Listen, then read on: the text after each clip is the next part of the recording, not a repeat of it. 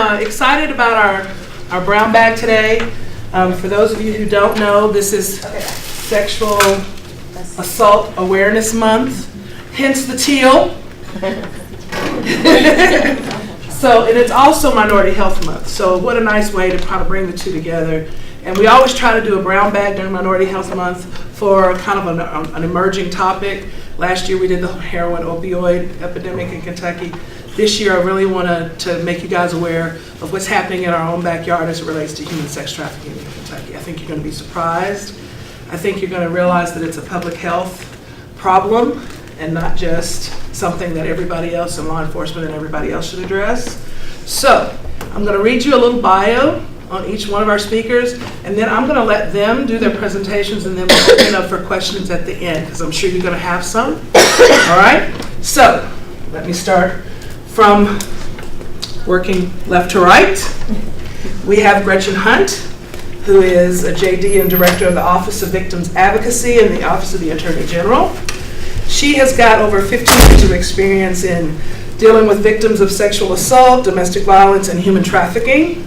She's worked for the Center for Women and Families, the Cabinet for Health and Family Services, and the Kentucky Association of Sexual Assault Programs. She's been a leader in the state, advocating for the passage of Kentucky's Human Trafficking Victims Act, and she's published numerous articles. She's gotten numerous awards, and unless you want me to go on and on and on, I can. She has taught on gender and law and domestic violence at the University of Louisville and the Brandeis School of Law. She is a graduate of the Boston College of Law. Welcome. And next to her is Melissa Gilpin, who's an RN and SANE Collaboration Specialist for the Kentucky Association of Sexual Assault Programs. She's a registered nurse with over 25 years of healthcare experience, particularly in the area of trauma.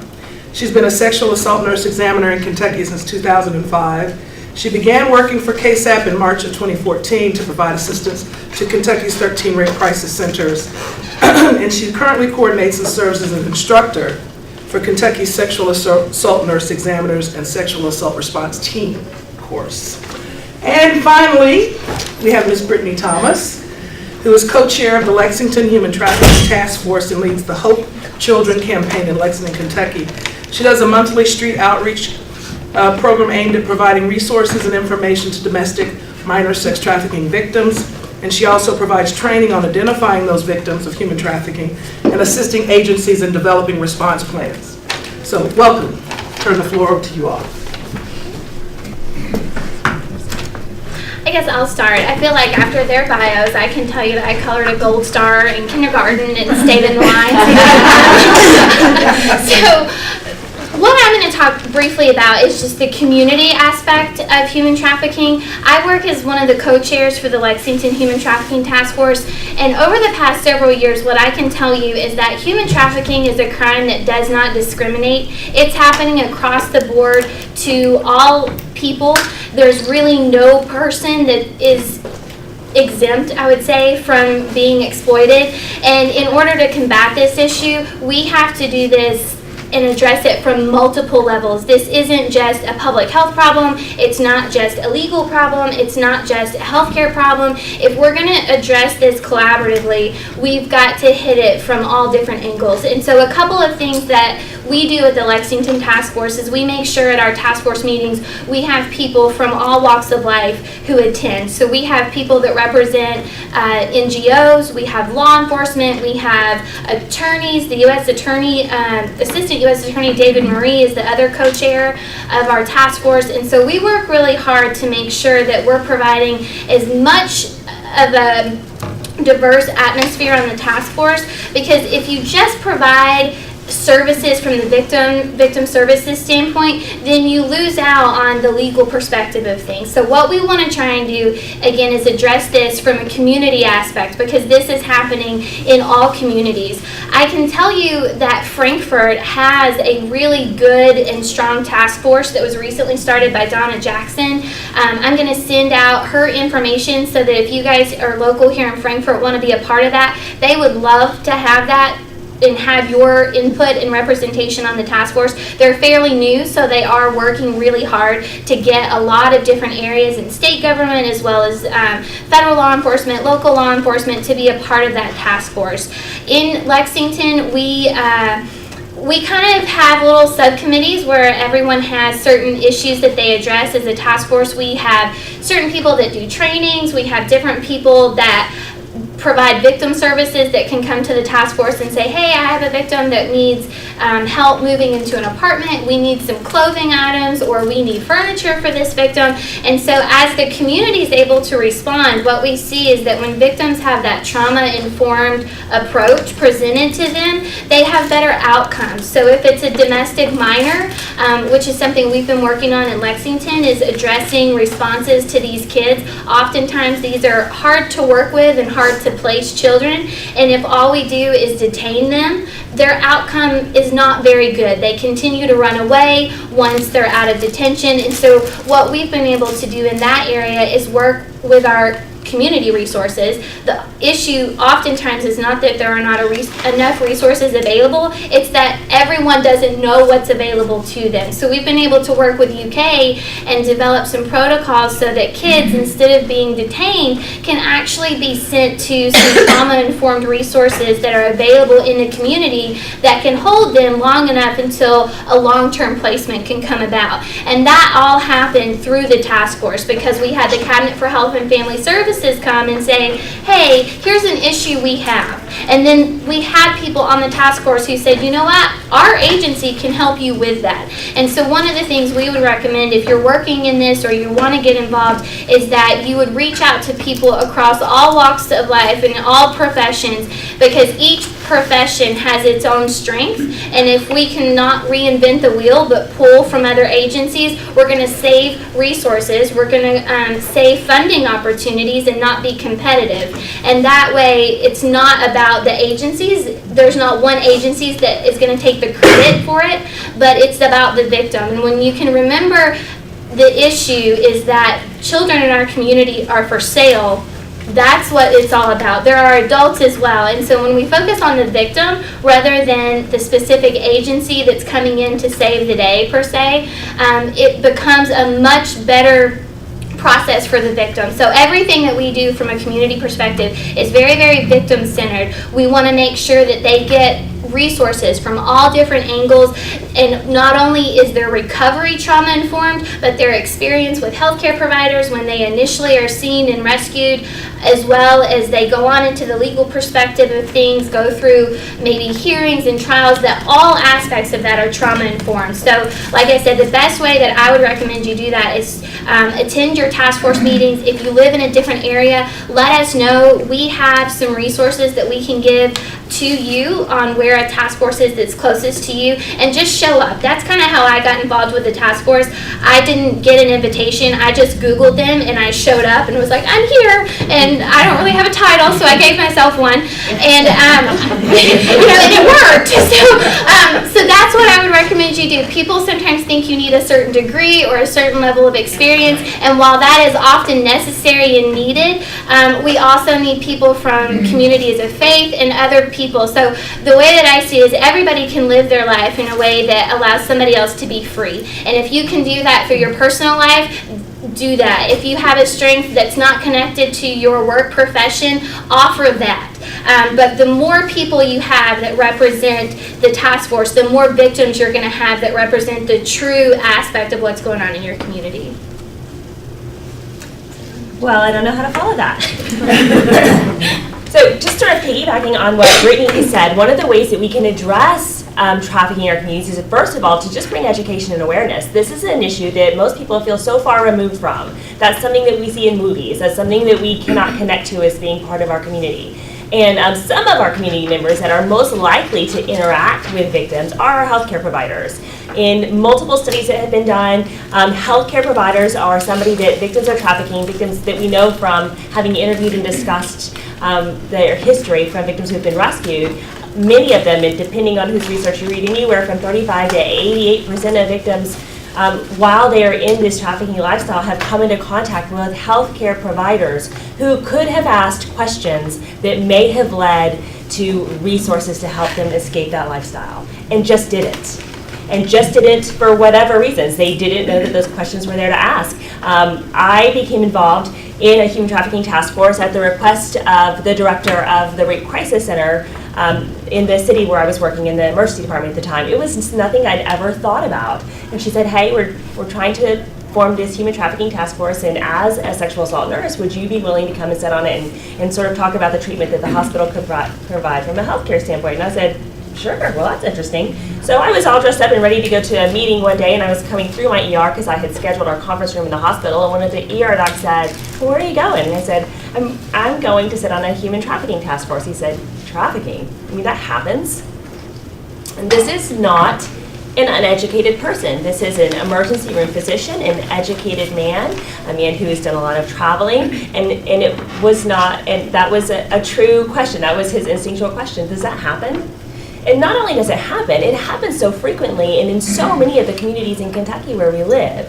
And as a nurse, as an emergency department nurse, as a mom, as a sister, as a friend, it's frightening how often we miss the signs.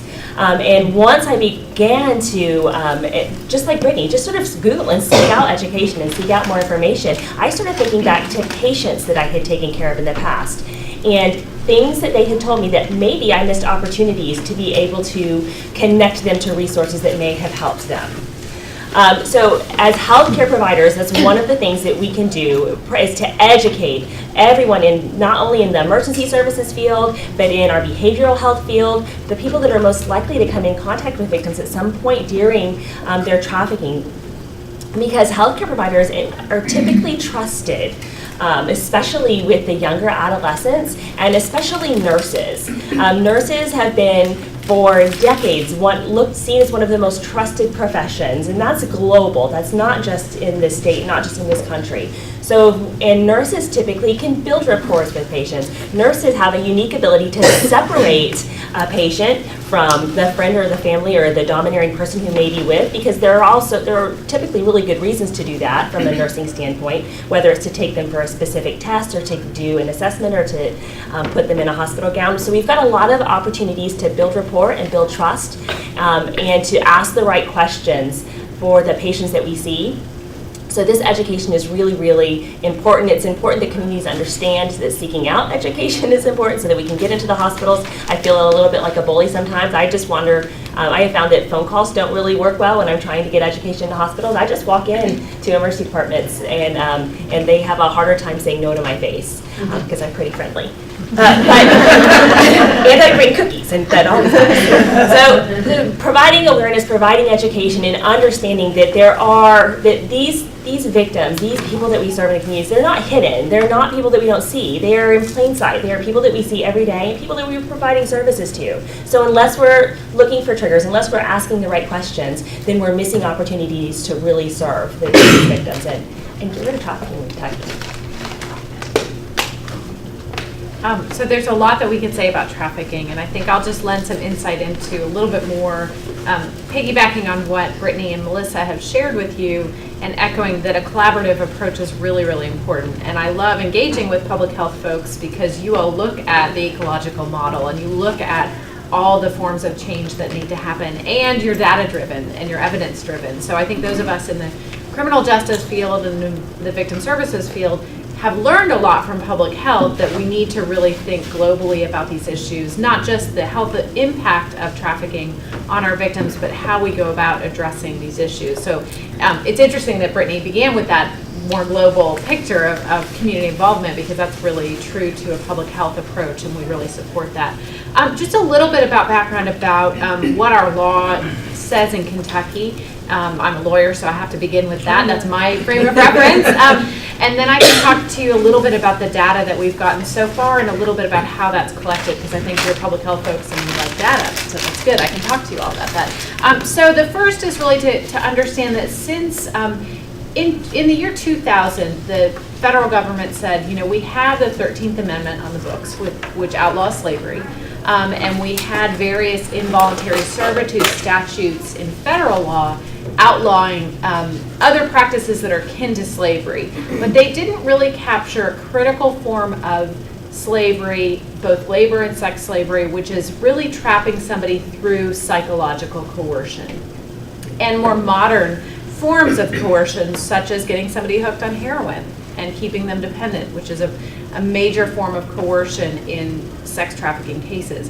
And so in the year 2000, there was a lot of push, and the federal government passed the first Trafficking Victims Protection Act. And at that time, I was a young lawyer working in a domestic violence sexual assault program in Louisville at the shelter there. And I, like other folks, thought, well, trafficking was probably a bigger issue in other cities. But pretty early on, I realized that it was an issue even in Kentucky. And I would say in those early years of 2000, the trafficking cases I saw were both labor and sex, and they were all immigrants, because my eyes really weren't open to the dynamic of trafficking here. So fast forward to 2007, when Kentucky passed its first statute on making trafficking a state crime. And the reason we really did that, we had a task force out of Lexington, and we had police officers saying, you know, it's great that you have this federal crime, but we're not going to really be able to go after this. And we know our communities, from Lexington to Paducah to Hazard. We know our communities, and unless we have a law in the books in Kentucky, we won't be able to proactively go out and look for it. So we got a law passed criminalizing trafficking in 2007. Well, in about 2008, we got a federal grant to, there was a collaboration between KSAP and Catholic Charities of Louisville to provide comprehensive services to victims of trafficking. Again, initially they thought most victims would be foreign nationals, but soon it became clear that a number of victims were also U.S. citizens. Folks born and bred, maybe they would never travel outside their community, from rural parts, from more urban areas, folks who were in your high-risk groups, and a lot of them were young people, or if they got to services later on, they had been trafficked as children. And so we started to see the particular issues and legal needs of that group. They had huge victim service needs, but they also had legal needs. Because what we were finding is that kids who were really often marginalized by the system, and it will come as no surprise to you that these are our kids that are overrepresented in the foster care system, overrepresented in the juvenile justice system. It's very timely we're talking about it during Minority Health Awareness Month, because these are all the same issues we're grappling with in juvenile justice reform and in child welfare reform. And so one of the things that we found was happening is that these kids weren't getting the legal response they needed. They might be charged, not necessarily with prostitution if they were caught, but they might be charged with being a runaway, a persistent, or a truant, or beyond control. And they might initially not be locked up, but those kids then are going to keep running, right? They're usually running from something, and they would get locked up for violating a valid court order. And so we said we really need one way to capture these youth and protect them. And around that same time, other states, including New York and some other jurisdictions, were passing what are called safe harbor laws.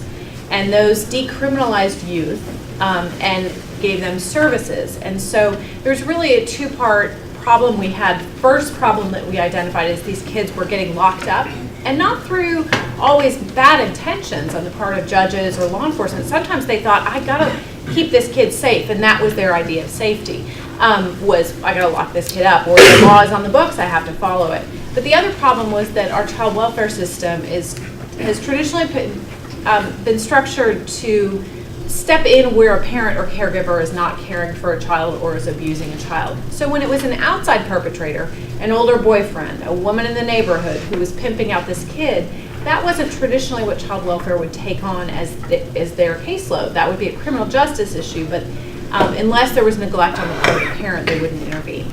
Well, in 2013, we passed comprehensive legislation in Kentucky called the Human Trafficking Victims' Rights Act, and co-sponsored by Sandy Overly from Bourbon County, Representative Overly, and Representative Adia Wushner from Northern Kentucky, bipartisan effort. And it really changed the landscape for those youth, and it changed the landscape for what our cabinet does. And I can't speak highly enough about Department of Community-Based Services. Caitlin's back here, has been on this since the start. Our Department of Juvenile Justice, court-designated workers. All these people were tasked with new ways to serve these kids. And what our law does in a nutshell is it basically says you can't arrest those kids anymore for prostitution. You shouldn't arrest them with status offenses if there's a sense that they've been trafficked. And I skipped one critical definition. So the definition of trafficking is basically either you are recruited, you're enticed, you're transported, or you're enslaved in either forced labor or services or commercial sex. Commercial sex is stripping, pornography, or prostitution. Most of that is online these days. There's very little street walking. And the way that the trafficker does it is through force, fraud, or coercion. Now, the one exception to that, and it's a big exception, is that if you are a youth under 18, there's no need to show force, fraud, or coercion if you're in commercial sex.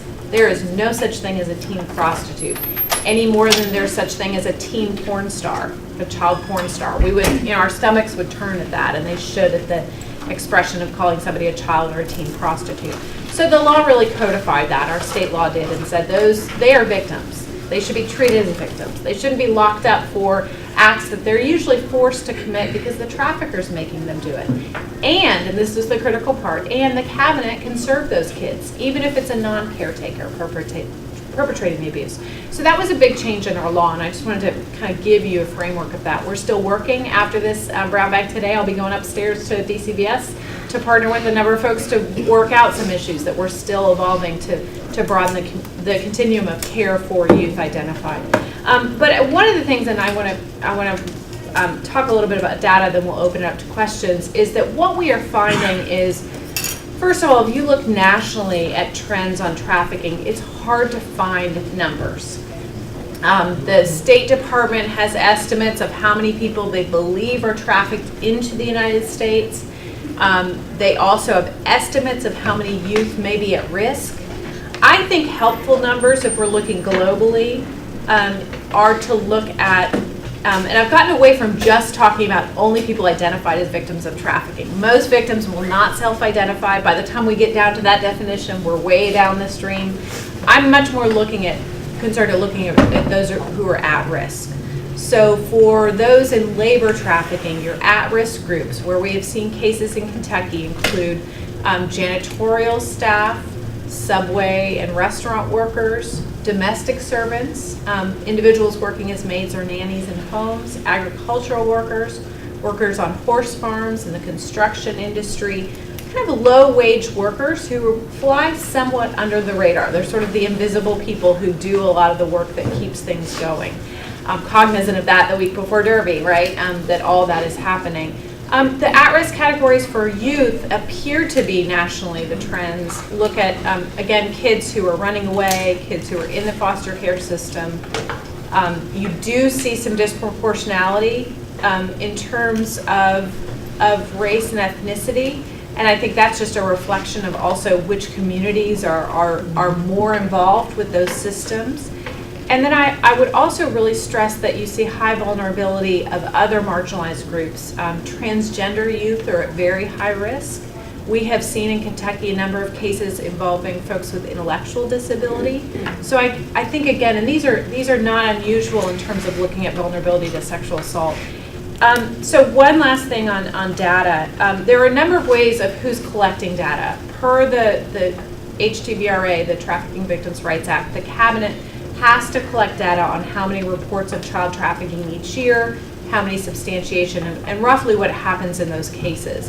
And that's great because it's our first source of data. What we are seeing is there's still relatively small numbers. I think the first year it's about gone up by 50% each year, which is good. We're getting more reporting. Still lower than rate of substantiation than we'd like to see. We believe that there's probably more under the surface of those cases, but it's really hard to gather that information from the victim. State police sees just a fraction of those cases investigated, and then we see an even smaller fraction of those cases prosecuted. But there's also some really other interesting data. The Department of Juvenile Justice just began screening in the summer all the youth that they come into contact with. Every time they arrest a kid or book them into juvenile detention or residential facility, they're screening. And they're screening on a number of questions. If you look at the screening tool that we give to folks that's produced by Catholic Charities on possible risk for trafficking. And I just wanted to tell you, because just looking at it, what they are finding is still a high rate of youth. Out of, there's about 1 in 10 kids that are screening positive. that's just the first thing. They're in a bad situation, and just revealing this information of, did you ever feel forced to do something sexually or work? Are you controlled? A number of questions. So you're finding at least that many kids are upfront self-disclosing, and we are seeing about maybe 1 in 4 of those being kids of color. So still, still a number of white kids appear to be in the system, but we do have concerns about kids of color. The cabinet data really shows high risk between the ages of 13 and 17, mostly girls. Mostly sex trafficking reports, although there's been a handful of labor. But the data from juvenile justice is pretty interesting. They show a high rate too of boys. And so I think we have a lot more research to do to see at what point are we seeing these kids, what might be trafficking or being at risk for trafficking. But that's some of the data that's out there. The positive thing that I would say from the data standpoint or from the criminal justice response and the child welfare response is that we are seeing an increase in identification and reporting. We know that trafficking is probably not on the rise, but we are seeing more reports. And the other thing you should know is that this literally goes from Paducah to Pikeville. We have cases that have been reported in all ad districts. We have had both labor and sex trafficking cases. My first case that I worked on, that was actually the first case that wound its way through the courts. It went through federal court on a civil claim, a case of a woman named Sally Cruz, and it's public, and she gave me permission to talk about her case.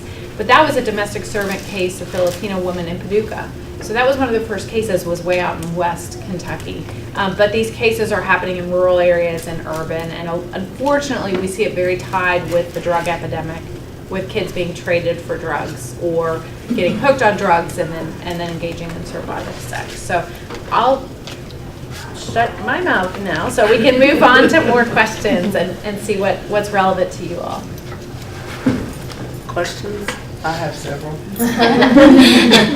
Just writing as we were going along. Okay, so what I thought was interesting is when you said from a nursing perspective, and you were saying there's some things, the right questions to ask and the triggers. In a prior life was a PA, and I don't know if I was taught what those triggers are or those questions to ask. Sure. So and I hate to say that, but I'm thinking of the education I had. Absolutely. And I don't remember really being taught, other than, you look for a rape victim, there are certain things we were taught to go through, a certain set of questions, and then the rape kit and all that, and how to use that, and who to bring into the room and who to have. But other than that, what are some of those things we should look for? So that's a great question. But even with the rape victim, the set of questions you're referring to are questions that we ask after they've disclosed to us that they were a rape victim, right? So we don't try to pull that information out of them. Right. So just let me give you an example, and this might help. 23-year-old young girl comes into an emergency room with a complaint of lower abdominal pain, kind of diffuse lower abdominal pain, and possibly pregnant, which is a really common complaint in an emergency room with young girls. All right, so the questions that might get asked to her in triage are, when was your last period? Are you sexually active? Do you use any form of birth control? And with this particular young girl, it's noticed in her history, her medical history, that at the age of 23, she has had 7 pregnancies. None of which have resulted in a live birth. So she has had 7 pregnancies, 2 of which were spontaneously aborted, and 5 of which were chosen abortions. So a question that got missed that could have been asked at that point when she was alone and away from the gentleman who was with her was, is anyone ever forced you to do anything that you didn't want to do?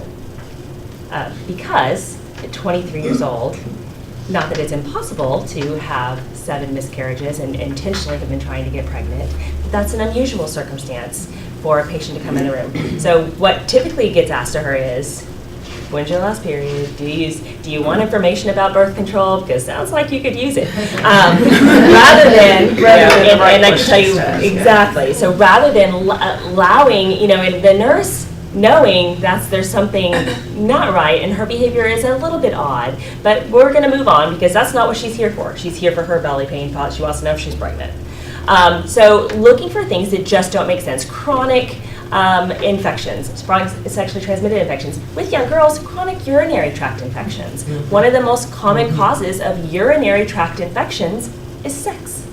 But we ignore that aspect of it. What we do from a healthcare standpoint is we separate the young girl from mom because we want to ask her if she's sexually active without mom hearing. But we don't go beyond getting the answer to that particular question. What we then get is information about safe sex practices and hygiene and cleanliness and how we avoid getting infections, rather than going one step further with the conversation. And have you ever felt that you had to perform something against your will? Or have you ever traded? We get a lot of kids that are couch hoppers or couch surfers these days. They don't have a stable home to live in. Okay. Or, their home life isn't very pleasant, so they spend a lot of times. I have, we talked before, I have a 16-year-old daughter, and she has friends who are always with somebody else. Home life is not pleasant, so they prefer to be at other people's houses. So asking when you know somebody, and we get a lot of adolescents into the emergency departments, and there are certain things they're allowed to come in and seek services for without having permission from parents. So that's a really, really great opportunity to be able to ask some just really, really very basic questions, because you want to know about the safety that they're going back to. That's part of discharge planning as a nurse, as a PA, right? When you're talking to your patients, part of discharge planning is understanding that they have a safe environment to leave and be discharged to. So questions about, do you feel safe at home? It's been a joint commission, the Accreditation Agency for Hospitals. It's been a standard for a joint commission for a couple of decades now to screen all female patients who come in who are of childbearing years, or so early adolescence to 100 years old. That's not childbearing, but to screen for domestic violence. But we don't take that a step further, and not only do you feel safe in your home, has anyone ever forced you to trade sex for anything, for food, for drugs, for money, for any other service? So just taking that a step further.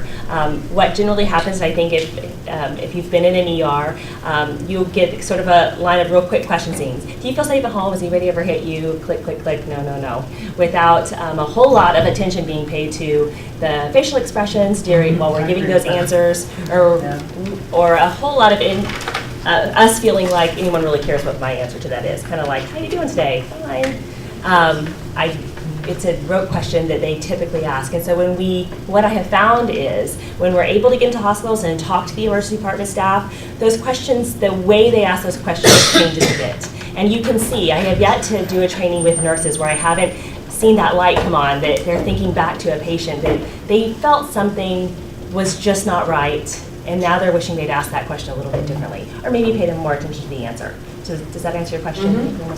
I'll add, I used to work in a primary care office, and so I was a case manager, so I'm not a social worker. People confuse, my master's is public health, so my mom still thinks I'm at the health department. I'm like, you can do other things. But, so I worked at this case, so I was kind of playing a lot of roles, and a lot of times the nurse practitioners would call me in when they had kids that were in need of food vouchers or things like that. And one of the things that I would always ask kids, especially girls, when I would start talking to them is, do you have a boyfriend? And I'll never forget the first time, I asked that question and the girl said yes. And I said, well, how old is he? And she said, he's 41.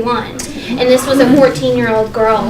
And and so at that point, that's a really invasive or non-invasive question, because sometimes people are just like, do you need help? Are you being trafficked? And people don't respond to that. And so the less invasive the question is, the more you're able to give them your answer. So, do you have a boyfriend? How old is he? If they are couch hopping, when was the last time that you saw your parents? That can be a really fun question that kids can answer. They love to answer that because most of them, and in their teenage years, it's their job to hate their parents and tell everybody about it. So what comes out of their mouth will give you lots of information as to not only just where home is, but when was the last time they were connected to that home. Another thing I've seen with several kids, a lot of pimp traffickers are starting to brand kids with tattoos, or they give them all the same kind of jewelry. And so I had a kid come in one time, and mom was freaking out because her daughter had a tattoo. So she brought her in, and this was not a non-professional tattoo. And so I was talking to her. I said, who's your boyfriend? And she said, well, he gave me the tattoo for my birthday.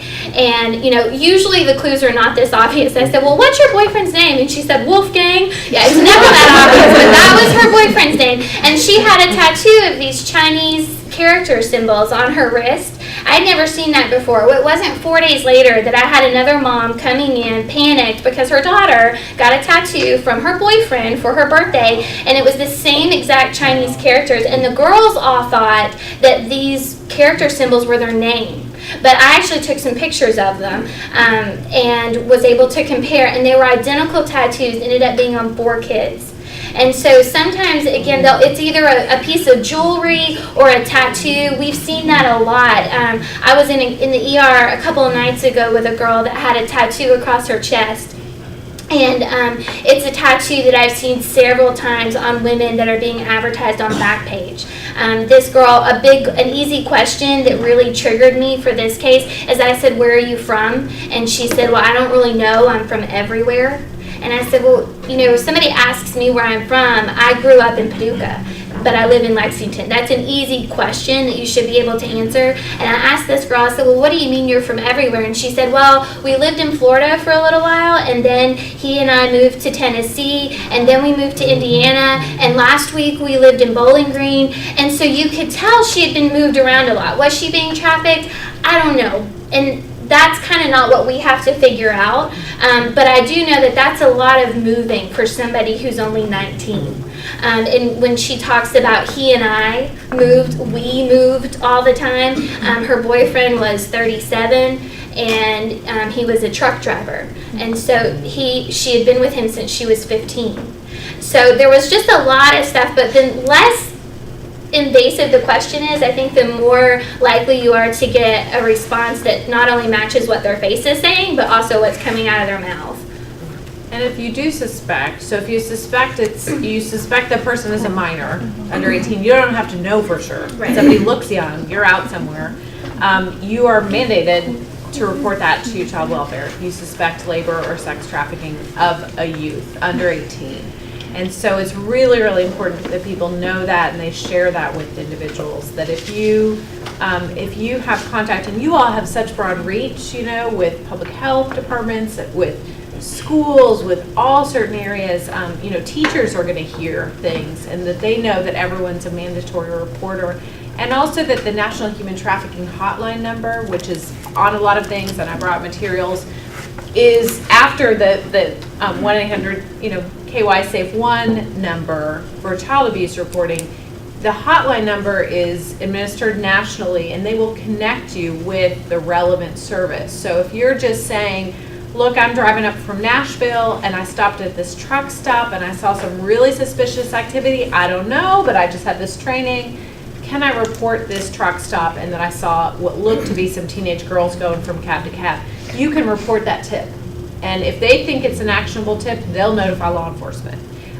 Or if it's a victim, and if it's a victim, they can text the hotline for information. And we have seen in Kentucky a steady increase because of the outreach efforts, like Brittany is leading in Lexington, and efforts that the Office of the Attorney General funded a few years ago with these materials on chapsticks too, that we are seeing an increase in calls to the hotline and an increase from survivors doing that. And it wouldn't surprise you that recovery and court cases and everything that happens is going to really be improved if the survivor has a choice in making that step. So I just want to say, really ground that what the evidence seems to show is engagement, especially with these youth, is the key.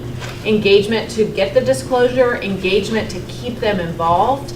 So if somebody is placed in a facility, if they run away, it should be the prodigal son response. For those of you who know the prodigal son story, it's not just saying, "Oh, okay, it's not getting mad for being AWOL." It's welcoming that child back with open arms because they have come back to you.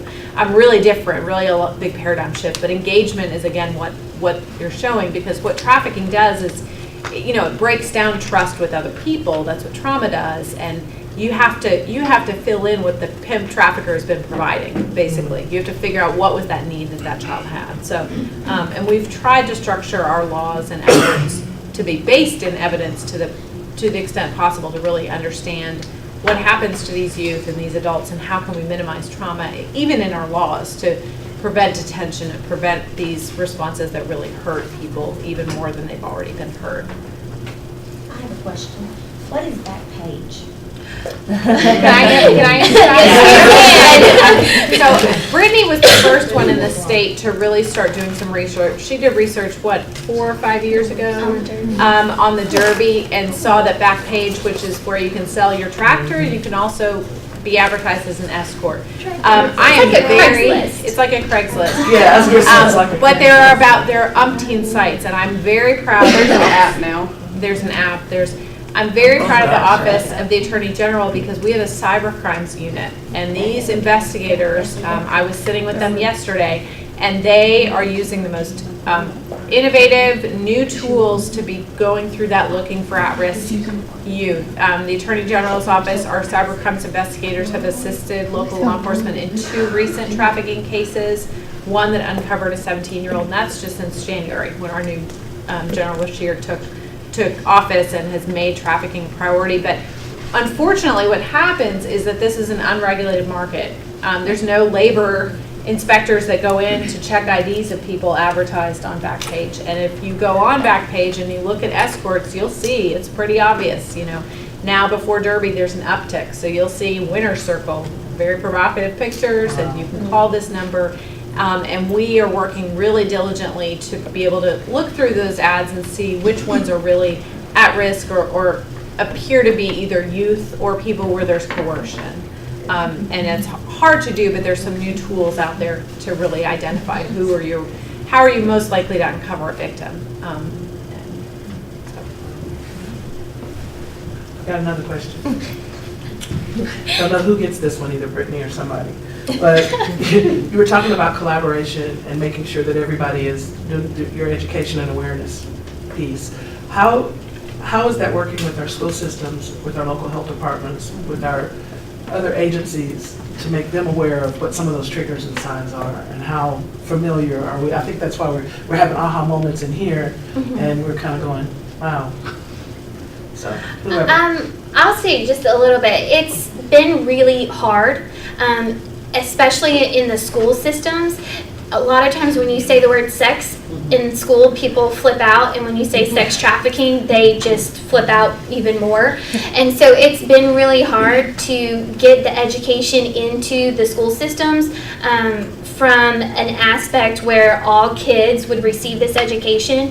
And so what we're finding, at least what I'm encountering, is they're becoming more aware of the issue. I have more teachers calling me to say, hey, will you come talk to my kids about this? And so I think we're getting in, but what we're not getting is kind of just a uniform platform where all kids would get this education. I think Gretchen mentioned earlier the average age is between that 13 to 15. So that would be the target age that you would want to talk to these kids. So Kentucky's really lucky. Or younger. Or younger, yeah. Definitely younger. Kentucky's really lucky in that we have a lot of people who are trained with some really good curriculum to go into schools. The resources are there, but that's kind of, whereas the task forces across the state, we're working to find ways to get into the school systems. We just haven't hit that nail on the head yet to figure out what's the way to get in there. But we have had in Kentucky cases where it was a school teacher that identified a child as being a victim of trafficking. It was actually 2 sisters, and it was their teacher who was able to rescue them. So these are kids, what I found, these kids are already in school. These kids are not like missing, they're truant on occasion, but they're in school most of the time. So I would love to see some efforts be made to get in there. We just haven't been able to open the door yet. Have you tried through the school nurses? Yes, and I was going to bring that up, and that is one thing that the school nurses are very open to the education, and I know that they have discussed that because they have annual conferences, and they have discussed bringing that to the attention of the school nurses. I was a school nurse for a couple of years, and the problem is school nurses in Kentucky, they either work for the district itself or they work through health departments. So it's very difficult, depending on the district they work for, getting the support to be able to receive any of the education. In this district I worked for, again, when you say the word sex, they have very, very, very distinct ideas. The Board of Education in that area will have very, very distinct ideas about what they want to be allowed to be talked about within their district. I would like to see, my priority would be for all of the family and youth resources personnel to get this training. I think they're getting it now, and all of the guidance counselors. These are the ones that the kids are bonded with. A lot of times the kids in these schools who are having difficulties at home are these areas, because a lot of our school nurses, not all of our Kentucky schools have nurses in them. A lot of the Kentucky schools that employ nurses, the nurses are there mostly in a paperwork fashion to do the training for the secretaries and the administrators to be able to give meds. So they don't have a whole lot of one-on-one interaction with the kids. So it's really more your frisky personnel and the guidance counselors that are going to get, and those are who the teachers go to when they have concerns about kids as well. So I think that's what I'd like to see more of that training going on. But yeah, the school nurses is a great outlet. I continue to encourage them to include that training at their annual conference, or they have two, I think they have a smaller, a spring and a fall conference. When we have a ton of kids that will call in, or the Lexington Task Force, I started like a really non-professional website because that's not my deal, but we have a website, and so the majority of the people that will write in on this website are high school kids saying, hey, I have a club that we want to do this. So we have lots of kids that want to be engaged. In Louisville, they're starting a peer task force where it's a task force of kids, and so I think, like I said, we're starting to shift that way, but it would, and we have curriculum we're studying on, waiting to get into the schools, but in terms of actually getting it taught, it's kind of hit or miss as to where you could go, but I've always said, in order for us to be able to address this issue from a preventative aspect, we've got to go in and teach these kids how they're going to be approached. If you take a child that has the confidence and the knowledge already, when they are approached, they'll identify it and realize, hey, maybe this is a nice guy, but maybe I also need to be aware of this too. And that's what we're seeing. A lot of these kids don't have those boundaries. If somebody comes up and says, I love you, or man, you're beautiful, I'll do whatever you want. We'll go to Cincinnati, we'll get in the car, and there's really not that filter of, he might be a bad person and might have bad intentions for me. So that's a huge education area for kids. And I'm sorry. I was just going to say, there are two initiatives right now, the Face It End Abuse initiative that's a partnership between COSAIR. They've done a video that's part of, there was a law passed last year to require more child abuse training for schools, and they've produced a video that at least includes and weaves in child trafficking into that video that should go out. Where we have found most engagement is somebody who just takes this on as their fire, their passion, and they've heard about it at their church, they've done something else, and they bring it to bear. But two other things that I would point out, there is a great program that's called My Life, My Choice, which is a support group for girls who have been trafficked or are at risk. We should think broadly about boys as well, as gender non-conforming kids as well as girls, but right now we have this curriculum for girls. It's out of a trauma-informed framework that comes out of Boston, and that is happening in several places around the state and is expanding, and that group is a lot of that prevention. I would also point to Green Dot, which is a program that's out of KSAP, which is all about primary prevention, which is one of our the only validated program in the nation, one of them that shows a clear primary prevention of sexual violence, along with bullying and a lot of other behaviors. And the CDC has done research about that. So there are some other good strategies that I think would help in trafficking, but again, that it's really early. It's actually early with kids, and all of our child sexual abuse prevention efforts will assist in these. Where I would say to expand it a little bit is that we need to look a little bit more broadly about that labor exploitation and other forms of exploitation that we're seeing, and tweak it and let people feel comfortable with saying, yeah, that could be trafficking. People are very afraid of naming something as trafficking or suspected trafficking. We kind of have to get them over the hurdle, because there are sometimes different responses and different resources that need to be brought to bear for these cases. And again, that, like Brady said, that community response, just getting that awareness out. So if you've got a community that's aware that this is something that's happening within their groups, then you have parents that are insisting with their school boards and with their educators, well, why aren't my kids being taught about this? Or why aren't they being exposed? Why don't we have all these wonderful education programs that are available? Why aren't they coming into our schools? And that in and of itself could help to raise a little bit more awareness with school boards about the need for. Have you tried getting a speaker in to the school? Have you all been able to get like survivor speakers or anything in? So that's a good question. So My Life, My Choice, there are a couple of people that are working on the school issue in particular. I'm blanking, Regan Lukadu, who's a professor at Georgetown, is very interested with the education issue. So she would be somebody good to look at. And the My Life, My Choice group is set up to have a person who's been trained in the curriculum co-lead with a survivor. And so we have done that in various settings. And that could be school-based. So I think there is capacity to do that. There's also great videos. There's also a book called Girls Like Us, which is by a survivor of trafficking that could be, read by middle, high school students and discussed. There are good videos out there that would share survivor stories. Shared Hope International is a group focused on domestic minor sex trafficking. So there's a number of resource materials. I think you need the buy-in sort of from the top down that sets the tone and changes the culture of the school to say, we want to get out ahead of this. And then there's lots of people who would be happy to come out and train from all of our agencies, I think. I'm curious if foster children are one of the high-risk groups for the population, and that's in our cabinet. What is specifically done within our cabinet and DCDS to try to address that target population?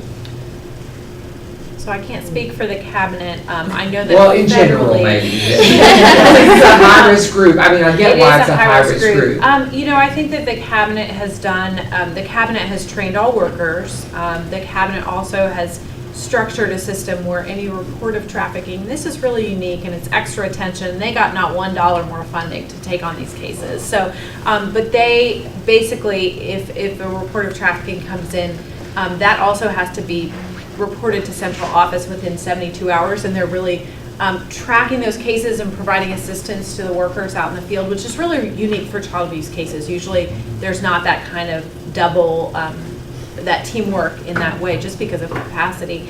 But in terms of proactively going out there, there's a lot of discussion about this on the federal level because it's such an issue that kids are exploited in foster care homes. We know how hard it is to get foster care. We know that there's a lot of issues as well. And I don't know what Kentucky has done yet. I know that on the national level, it's been identified as an issue. And but they have done that capacity building of workers to be better aware of how to screen for it. But I don't know of much more that's been put in place, but I will bring it to my meeting at 2 o'clock. I'm just curious. Is there any kind of training for like special needs teachers? Because that is a vulnerable population. Absolutely. My daughter is a special needs teacher in an elementary school, and she doesn't give me specifics, but some of the stories she tells me breaks my heart. And a lot of these things that you're talking about. And they have much closer relationships to their students than Yes, teachers and aides. yes, they get more one-on-one with. I think that issue, and in fact, I'm looking into what services are nationally, what some people are doing, because we've had folks with disabilities who have intellectual disabilities who may have an IQ, an age actually of about a 10-year-old, but are now 21, 22. They really need to be treated in the same way that we're decriminalizing kids, but they're adult. I mean, it's complex in terms of their needs. Issues of victims with disabilities, I think, are going to be present in a lot of trafficking cases because they're the highest risk for being sexually assaulted. So many folks with intellectual disabilities are sexually assaulted. They're easy to be trafficked. So I think that any connections you have, we have many folks who would come in and happily train on that issue. I'll talk to the superintendent. Anybody else have any questions? I have one other question. So it sounds like there are not a lot of teeth in the law, or not as many teeth in the law for folks who are 18 and older who are being trafficked. So, and can you speak a little bit about that, especially if the trafficking victim is uncooperative? How do you even prove that, or what would you like to see happen there? Because a lot of the conversation is focused around kids, and I'm a pediatrician, so I like that, but on the other hand, these kids grow up to be adults. They do. So. They do. Really good question. And they go from 17 to 18 really fast, Yes. and not a lot changes. And we now know with all the brain research that up to 25, and we may even know longer. And that's when all this is happening. It's a lot of young people. So there are a number of provisions, though, to assist victims. So really, we early on in 2007 said that you shouldn't really lock up anybody who you suspect to be a victim of trafficking. So if they have drugs on them, but you believe they're a victim, you really should take them to a safe place, whether they're 18 or younger. We're working really closely with law enforcement to have them really understand these cases, that the best way to get the big guy, get the big fish, is to get that victim healed and with you. So don't charge that person with drugs or shoplifting or something else if really the bigger issue is trafficking. You usually do have some gut sense and some clues early on. Bring in victim service provider as soon as possible to stabilize that person. So we're training on approach. There's also, and it's not great, but it's at the tail end, they can expunge cases if they can prove they're a victim of trafficking. But I still think we have a lot to do with those young adults, and if we can get more precise with our laws. And we are trying as best we can to learn from the domestic violence movement, from the sexual assault movement, to say we can't, I heard a national trainer talk about this, you can't prosecute on the back of a victim. We need to build prosecutions around victims. We can't expect that the only thing that holds up a case is a victim's testimony. That's too much to lay on somebody. You need to do all your other investigation around it, and you can do a lot of good investigation around it. And so we're trying really hard to do that from the start, because these folks are not in a place where they are in their best space to be a witness.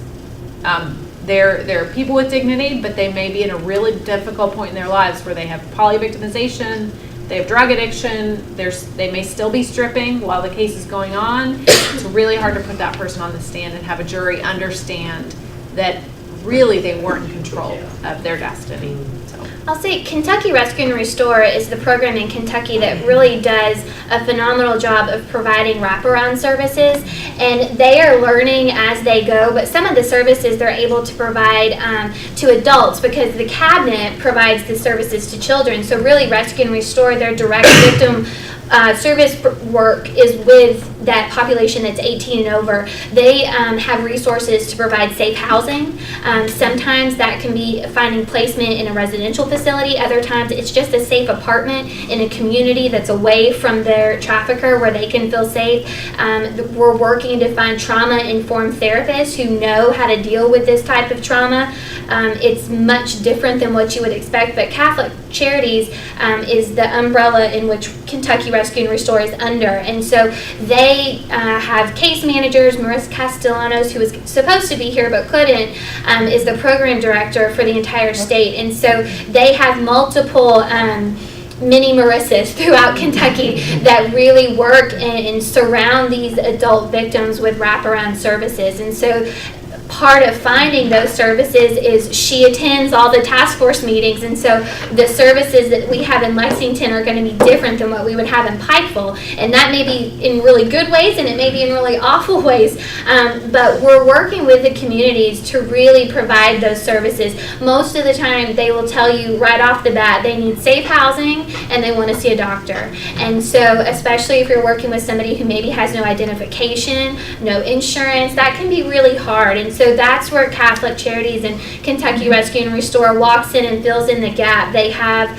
not a lot, but some funding to bridge that gap, and then they can work with those adults to get them their IDs, to get them, sometimes they have family that they want to be reconnected with, especially if they're foreign national, they want to go home, or they want their family in their home country safe because they've been threatened that if you do this, I'm going to hurt your family, because remember, I came and got you from your country, so I know where you live. And so sometimes it's helping reconnect those families, which oftentimes once a victim knows that not only they are safe but their family's safe, they're much more cooperative because they're in a better place emotionally. And so that's a lot of the services that are provided to adults, because with adults, again, you can't force them to leave, and you also can't force them into services. So when they actually are in a place where they can accept those, it's not that we don't have a lack of resources.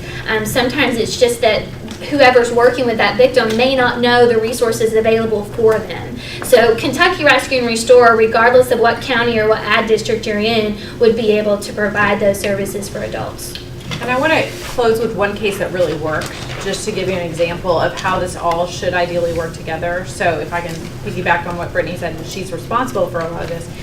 There was a case that came out of Bourbon County, which was federally prosecuted, and a victim was labor trafficked. She was told one story, and when she got there, it was very different. She discovered she was pregnant. She was beaten. She was basically, a lot of the labor trafficking cases, you're worked to the bone. You feel like you're going to die if you don't get out. And she was monitored constantly. And one day, she was not monitored when she went to the bathroom, and she just started running from this farm. And she ran along the Paris Pike, and she made it, I think, into Fayette County, collapsed, and EMS came. Lexington Fire picked her up, and they brought her to UK Hospital, is my understanding. A nurse there, or a medical professional who had recently been trained by Brittany, my understanding is, on trafficking, screened for labor trafficking, which is not easy, because labor trafficking sometimes is really hard to uncover. But I will tell you, having dealt with a number of victims, you see it pretty quickly by the affect and by everything that's going on. That led to a federal prosecution and a conviction and restitution for that victim. That is how it should work. That is how absolutely everybody should be working together to partner. So I want to tell you that to say it's not all doom and gloom. We're doing amazing things in Kentucky with huge challenges in health and in disparities and with poverty. But that's what we want to really engender in you, is that sense of that community collaboration, and that training does lead to identification. And as long as the victim is at the center, you know, things will usually work out the way they should.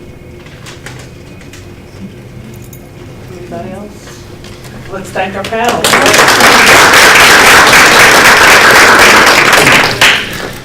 Thank you all so much. Look forward to other things coming from the Office of Health Equity.